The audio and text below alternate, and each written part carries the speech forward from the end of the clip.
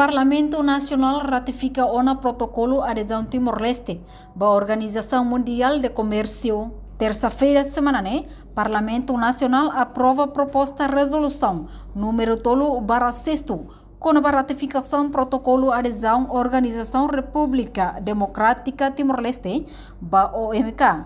Votos a favor tolo restingido, contra tolo no abstenção sanulo restingualo.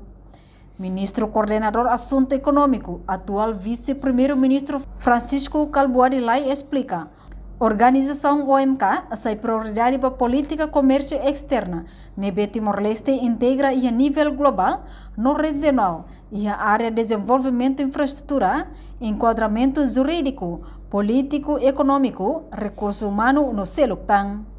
Processo adesão Timor-Leste à Organização Mundial Comércio quedas desde Tina Rio Rosa no Leste em Lima. Altura neba Timor-Leste submete carta aplicação ao Secretariado OMK. Expressa Timor-Leste ni interesse a tu sai membro da OMK.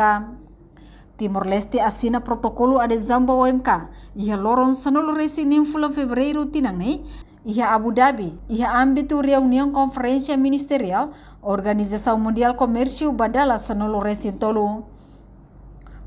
Portanto, o protocolo assina o vice-primeiro-ministro, no ministro coordenador assunto econômico, no ministro turismo ambiente Francisco Calbuadilai, o diretora-geral OMK.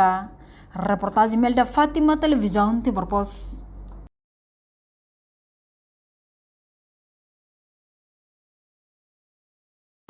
Janela informação ba emohoto. Atua tem informação atual dia Clio. Kita haluha. Hane botão subscribe, like. Halo comentário no fahe tutang ba media sosial hoto.